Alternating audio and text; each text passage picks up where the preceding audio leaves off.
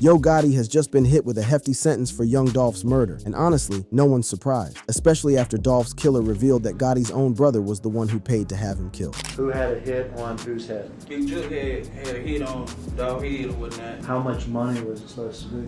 100,000 on Dolph head. Apparently, all of it was done at Gotti's request. I've got all the details. Let's get into it.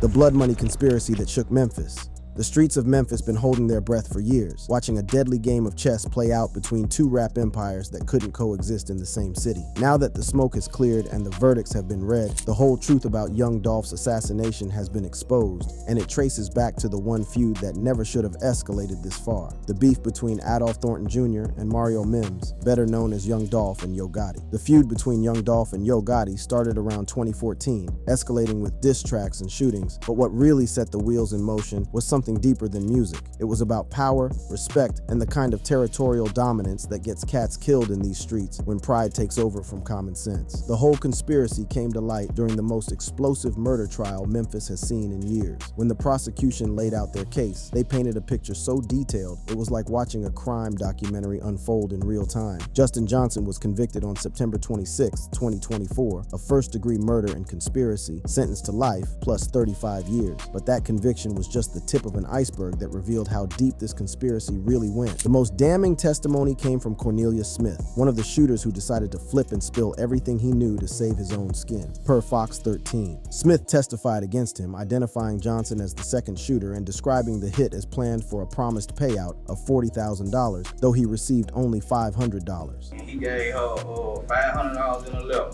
$500 in 11. And obviously you're supposed to get $40,000. Right. But you got $500 and 11. That testimony was like a bomb going off in the courtroom because it connected dots that prosecutors had been trying to piece together for years. But here's where it gets really wild. Smith didn't just admit to pulling triggers. He dropped the nuclear option when he revealed that Anthony Big Juke Mims, brother of rapper Yo Gotti, had placed a $100,000 bounty on Young Dolph. $100,000 to eliminate one man? That's not street beef money. That's cartel level paper, and it shows just how serious. This family was about removing Young Dolph from the equation permanently. The prosecution painted a timeline that was methodical and calculated. Smith claimed meetings with Govan and Big Juke discussed the hit, suggesting Dolph's killing was necessary for Johnson to secure a CMG deal. So this wasn't just about eliminating competition. This was about clearing the path for new talent while simultaneously removing someone who represented everything CMG couldn't control. The evidence was overwhelming, starting with the surveillance footage that captured Young Dolph's final moments. Is that Dolph? Yes, sir. The chain around his neck, is that the PRE chain? Yes, sir. The one that we saw in the exhibit? Yes, sir. And there's Marcus behind him? Yes, sir. That footage showed Dolph in his final moments of peace, completely unaware that assassins were about to end his life over a beef that had been simmering for nearly a decade. Surveillance footage from the crime scene was presented, showing a white Mercedes from which the gunmen exited and opened fire, with Johnson holding a handgun and Smith carrying what looked like military-grade firepower. The level of planning and coordination wasn't some heat-of-the-moment street drama. This was a professional hit carried out with the kind of precision that only comes from serious financial backing. But the most heartbreaking testimony came from those who loved Dolph most. His partner Mia J has been dealing with not just her own grief, but helping their children process the unimaginable trauma of losing their father to violence. My kids, to be honest, they're doing a lot better. I was listening to this interview the other day with Charleston White, and he was talking about the effects of like young boys or whatever, but he was so angry. The pain in Mia Jaya's voice when she described how their son changed after losing his father is something that cuts deeper than any diss track or street beef ever could. When I tell you like Stellar Child, he was that. But he was so angry, and like I'm talking about like if I was like, give me the phone, he like no. Like, he want to step up to me, anybody. He'll step up to anybody. This is the real cost of hip-hop violence. Not just the loss of talent, but the destruction of families and the traumatization of children who will carry these scars forever. What makes this conspiracy even more twisted is how Smith received only $500 in a letter, which he flushed, despite being promised $40,000 for committing murder. Imagine throwing your whole life away, destroying families, and ending up with pocket change while the people who ordered the hit continue living in mansions and driving Bentleys. What'd you do with the letter?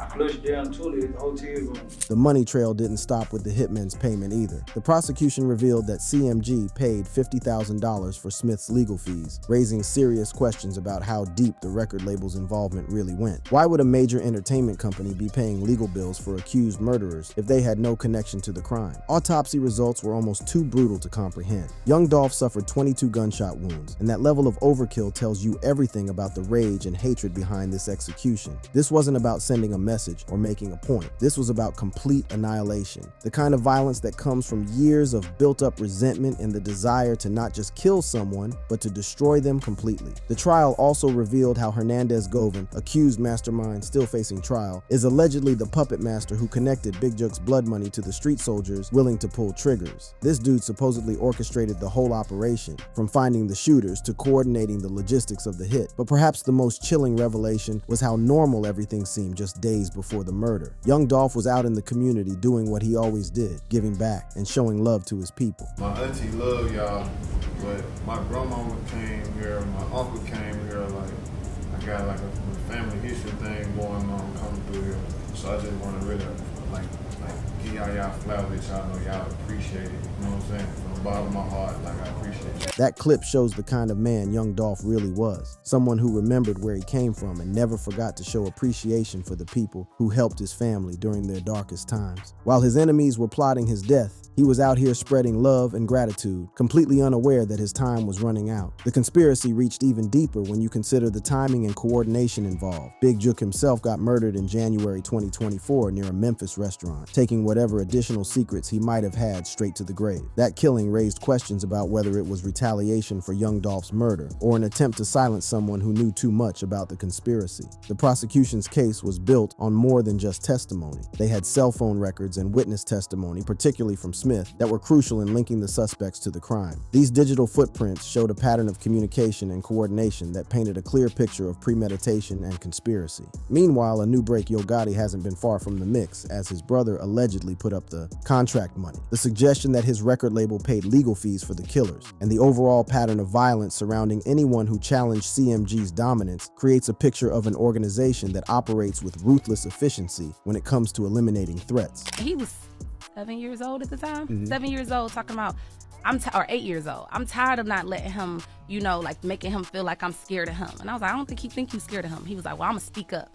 He spoke up, he stepped to the dude. He got picked up by his little karate suit up in the air about 6 feet off the ground. Mia J's account of how her son was dealing with trauma shows the ripple effects of this violence. A 7-year-old boy trying to fight grown men because he's processing grief and anger in the only way he knows how. That's the real legacy of hip-hop beef when it escalates to murder. The whole conspiracy represents something deeper than just rap rivalry. It shows how the music industry can become a front for criminal organizations that use violence as a business tool. When independent artists like young Dolph prove you can succeed without bowing down to established power structures, they become threats that some people believe need to be eliminated permanently. As the legal proceedings continue and more details emerge, one thing becomes crystal clear. This wasn't just about two rappers who couldn't get along. This was about a systematic campaign to eliminate someone whose very existence challenged the established order of Memphis rap. And the conspiracy to carry out that elimination reached far higher up the food chain than anyone initially imagined. The question now becomes, how deep does this rabbit hole really go, and who else was involved in planning the assassination of one of Memphis's most beloved sons?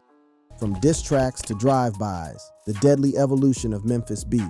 The beef between Young Dolph and Yo Gotti didn't just pop off overnight. This war been brewing in Memphis streets since way back, and understanding how it escalated helps explain why things ended so tragically. The feud between Young Dolph and Yo Gotti started around 2014, escalating with diss tracks and shootings. But what really set everything off was something that hits deeper than music. It was about respect, territory, and the kind of pride that gets cats killed in these streets. Back in 2014, when Dolph was still coming up, he claimed he turned down an offer to join Yo Gotti's label, Collective Music Group, CMG. Now in hip-hop, when you turn down the king of your city, that's seen as disrespect of the highest order. Yo Gotti been running Memphis rap for years, and here comes this young cat telling him, nah, I'm good on my own. That kind of independence was a direct challenge to everything CMG represented. But the real fireworks started in 2016 when Dolph released King of Memphis, directly challenging Yo Gotti's self-proclaimed title. That album title wasn't just marketing. That was a declaration of war. In a city where reputation is everything, you can't have two kings kings on the same throne, and Dolph made it clear he was coming for the crown.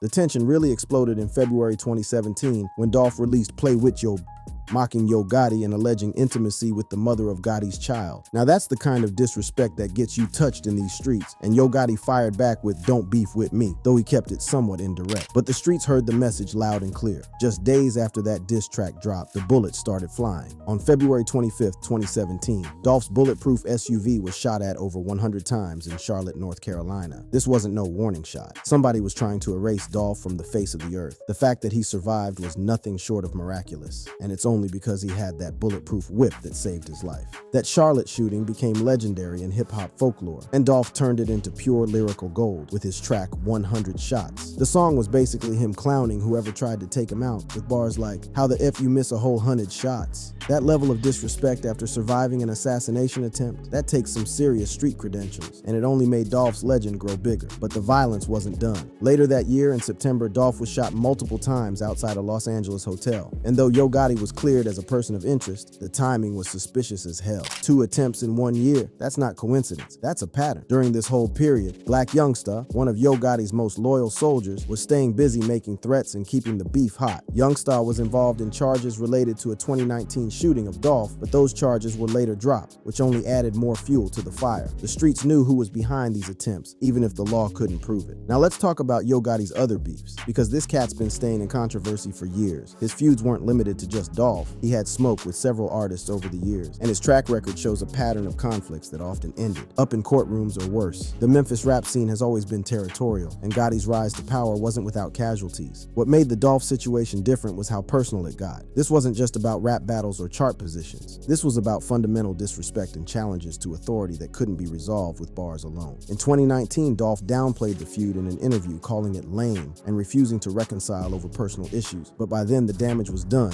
and the wheels were already in motion. When young Dolph got murdered in November 2021, the whole hip-hop community was devastated, but nobody was more affected than his closest collaborator and cousin, Key Glock. In his first interview since the tragedy, Glock opened up about the pain he's been carrying. I mean, obviously, something that's... I'm content. When you say content, what does that mean? Like, I'm maintaining. Like, I'm not getting better, I'm not getting worse, I'm just here right now. That raw emotion from Key Glock shows the real human cost of this beef. When he said all the time, I can't shake it, bro. I can't ignore it. I ain't gonna lie. Yeah. I can't even shake it. About being stuck in cycles of emotion, you could feel the weight of loss and trauma in every word. But it's not just Key Glock dealing with the aftermath. Young Dolph's partner Mia J has been fighting her own battles, especially helping their children cope with losing their father. She revealed how their son was struggling with anger and trauma. My son, I recognized my son after his father passed up until like probably the beginning of this year. So angry, and was never that child. Like when I tell you like stellar child, he was that. But he was so angry, and like I'm talking about, like if I was like, give me the phone, he like no. Like he want to step up to me, anybody. He'll step up to anybody, and The fact that this beef tore apart families and left children traumatized shows how deep the consequences of hip-hop violence really run. Mia Jaye had to put her son in mentorship programs and karate classes just to help him channel his grief and anger in healthy ways. What makes this whole situation even more tragic is that young Dolph had been talking about being targeted for years. In a 2018 interview with The Guardian, Dolph stated, "I've been targeted since I was 17, 18, 19, connecting this to growing up in a violent neighborhood." This wasn't new for him. He'd been living with threats and attempts on his life since he was barely an adult. The final piece of this deadly puzzle came together on November 17th, 2021, when all the years of beef, threats, and violence finally culminated in that fatal trip to Makeda's Cookies. But the story of who actually pulled those triggers and how justice was served reveals even more shocking details about the conspiracy that took down one of Memphis's brightest stars. The trial that exposed Memphis's underground empire. When the gavel finally came down in that Memphis courtroom, the verdict exposed a web of conspiracy that ran deeper than anyone imagined. Justin Johnson was found guilty on all counts after about 4 hours of deliberation. But the real story wasn't just about one trigger man. It was about how an entire criminal enterprise operated in the shadows of the music industry. The prosecution came through with evidence so damning it was like watching a Netflix crime series. except this was real life with real consequences. Surveillance footage from the crime scene was presented, showing a white Mercedes from which the gunman exited and opened fire, with Johnson holding a handgun and Smith carrying something that looked like it belonged in a war zone. But here's where the case got really wild. Cell phone records and witness testimony, particularly from Smith, were crucial in linking the suspects to the crime. This wasn't some sloppy street crime.